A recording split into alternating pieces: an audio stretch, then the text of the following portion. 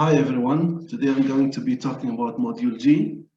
You all know that Module G is 27% of your final Bagroot grade and you have 1 hour and 45 minutes to complete it.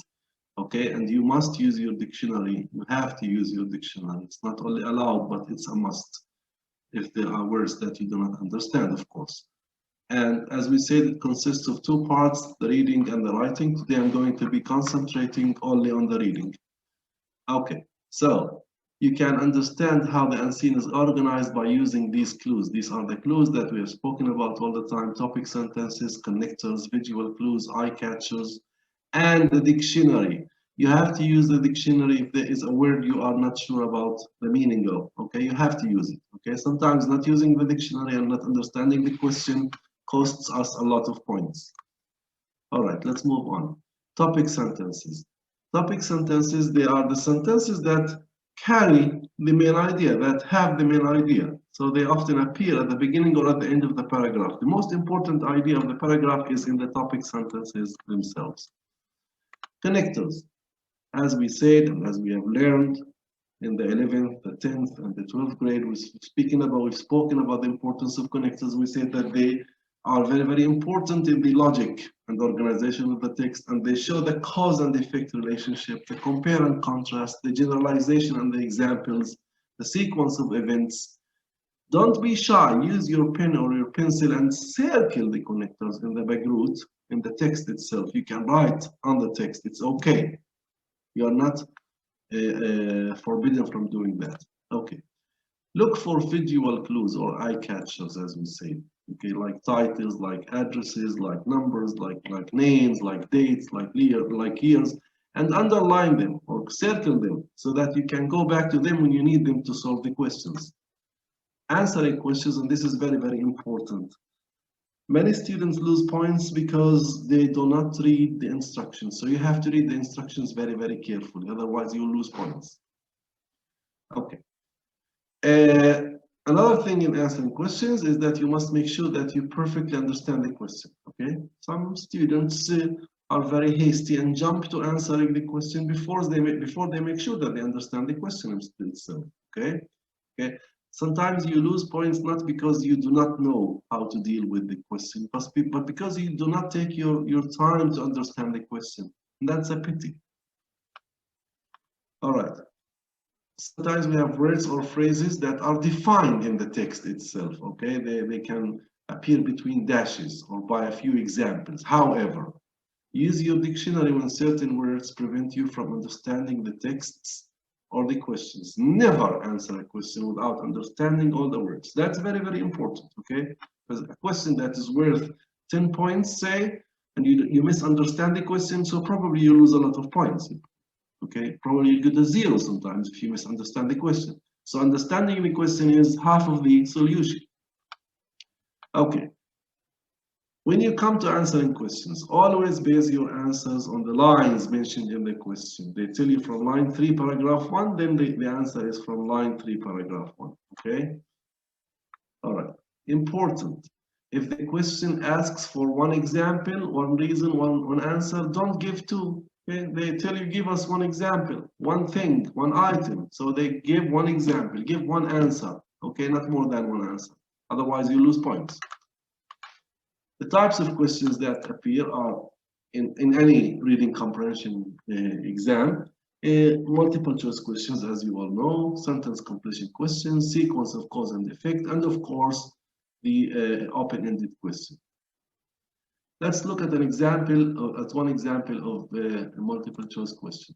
Look at this paragraph from paragraph 1 from module G. These days, however, visitors might notice something unexpected.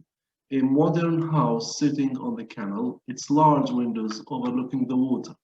The house was designed by the architecture firm Baca as a model for the floating homes that may soon appear on waterways in urban centers around the world. Okay, so multiple choice question. Sometimes there's a question where we have 4 possible answers, and we need to circle that correct answer out of these 4 answers. For example, Circle the number of the correct answer, only one answer. What do we learn about floating homes from paragraph 1? The slide I showed you before I have just read. Okay. What do we learn about the floating homes from that paragraph? Then the answer must be from paragraph 1. What they usually look like, what they are used as, or why they are used as tourist attractions, why they might be useful, or where they might be built. So we have a question from a certain paragraph, and we have 4 possibilities, and we have to choose only one possibility. And the answer is 3, of course, why they might be useful. Okay. Another type of multiple choice question is a question that has 6 answers, and we need to choose 2 answers, okay? And this is a problem. Sometimes students just pick or choose one answer and they forget to choose the second answer. So they lose 8 points out of 16, for example, okay? So let's look at this example. To meet these challenges, several cities at risk are considering construction of houses that float. Such houses would not be flooded as they remain on the surface of the water, no matter how high it rises. Floating buildings could also help those cities deal with the problem facing overcrowded urban centers worldwide. It's the shortage of land. Ideally, say advocates of the idea, cities should build floating complexes of homes and places of employment. Residents of these complexes will save the time and cost of commuting to work. In addition, with fewer people on the roads, levels of air pollution will decrease. So let's move on to the question and see. So the answer, first of all, we have to understand the question. What do we learn from paragraph 3? What do we learn? Okay. What are the things that we learn from the paragraph I have just read? Put a tick by the 2 correct answers. So put a tick like the question asks for. Okay. Well, number 1, why coastal cities are often overcrowded. Number 2, why cities might build floating houses. Why floating houses would be cheap to build. Which cities have built floating houses. How cities deal with problems of pollution. And how floating complexes could benefit residents. What are the 2 answers here? All right, let's see the answers. The answers is 3 and 5. Okay, so from these examples, we see that here in this case we have to choose 2 correct answers, not 1. Don't forget that. This will cost you at least 8 points in many cases. All right, sentence completion. There are other kind of questions that appear in Module G. You are presented with the beginning of a sentence which you must complete in your own words based on the text. Okay. Things that we have done millions of times in the 11th grade. Never copy full sentences from the text. Answer as required and make necessary changes. It's very important. All right. Pay attention to punctuation, grammar, active, passive, and spelling. Okay. Never start a new sentence. If there is a sentence completion, so they give you part of the answer, the first part, and you need to continue. So you cannot start a new sentence. Okay.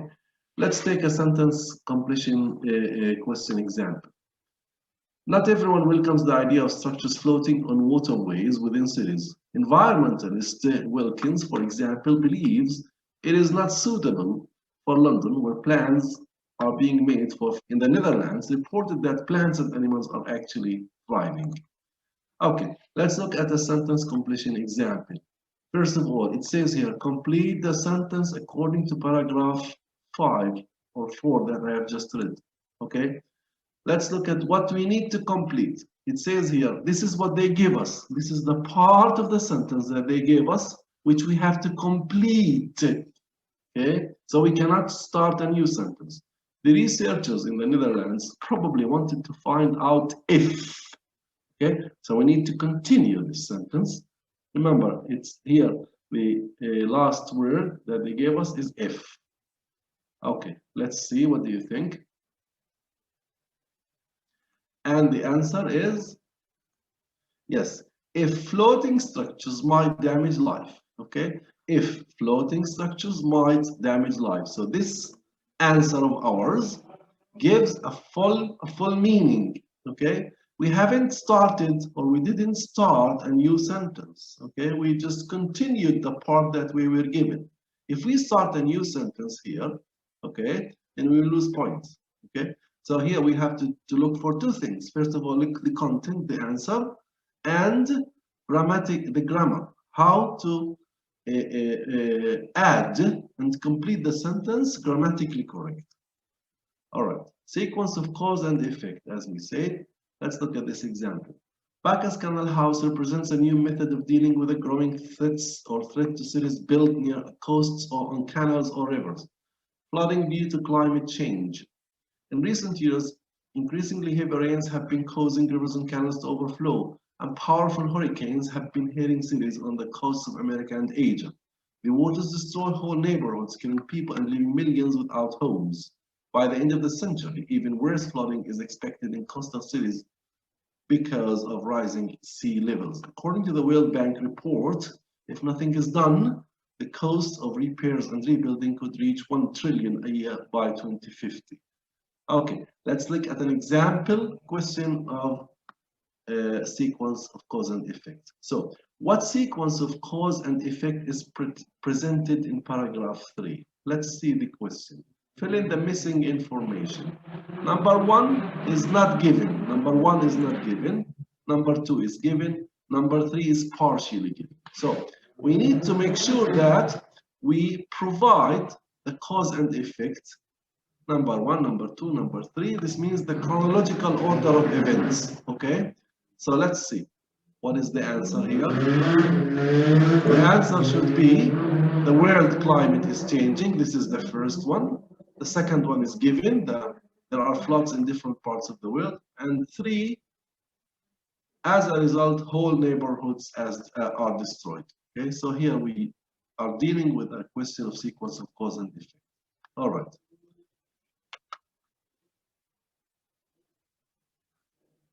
Now, this brings us our ending to a this brings our meeting to an end, and this is all I wanted to share with you. Of course, I was very quick in relating and analyzing the texts because the focus here wasn't on the texts themselves, but on the strategies or on the techniques of how to deal with the questions. I wanted to make sure that you have a very good idea about the kinds of questions that appear in Module G, and that you take advantage of this knowledge in order to get very high grades.